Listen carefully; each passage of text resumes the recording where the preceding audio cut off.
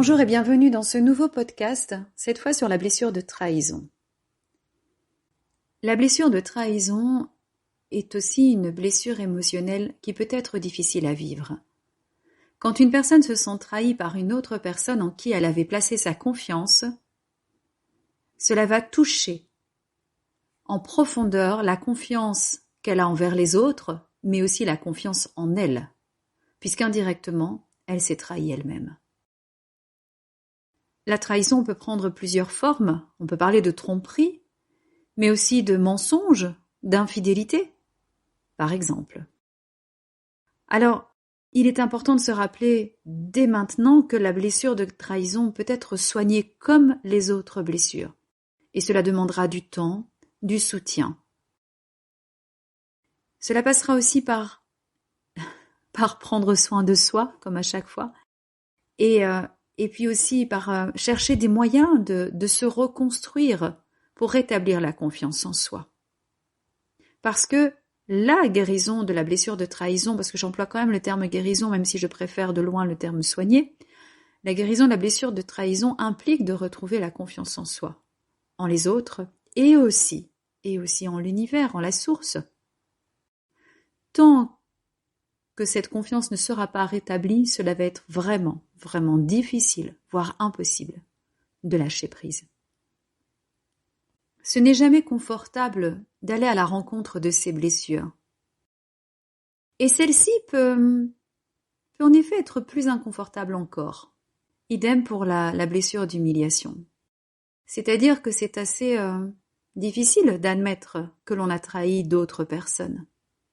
J'aime beaucoup parler d'un exemple qui va vous faire sourire ou pas, et pour vous expliquer qu'en fait, parfois, vous avez à vivre cette blessure de trahison. Et à vous de trouver comment faire en sorte que cette décision de trahison ne vous fasse pas souffrir. Je vous donne l'exemple. Nous avons un couple parental et un enfant de l'âge de 14-15 ans.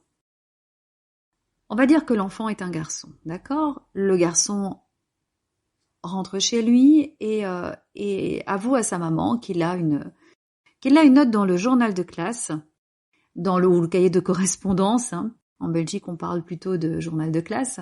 Il a reçu une note par un professeur et des points de comportement en moins. Voilà, il a été sanctionné. Il demande à la maman de ne rien dire au père. Pourquoi ? Parce que une soirée est prévue du week-end. Il demande à la maman, c'est à la maman qu'il s'adresse, et il lui demande de ne rien dire au papa. Mais voilà, elle est au courant de cette note et il lui demande vraiment de cacher la note, au moins, dit-il, jusqu'au lundi ou jusqu'au dimanche soir, quand la soirée sera passée. Ainsi, il pourra aller assister à cette soirée. Et voilà que la maman se retrouve dans une situation, dans un dilemme plutôt, dans une situation vraiment problématique. Et en fonction de l'intensité de sa blessure de trahison, eh bien, elle souffrira de cette situation. Ou pas. Comprenez qu'elle a un choix à faire. Quel que soit le choix qu'elle fera, elle trahira l'un des deux.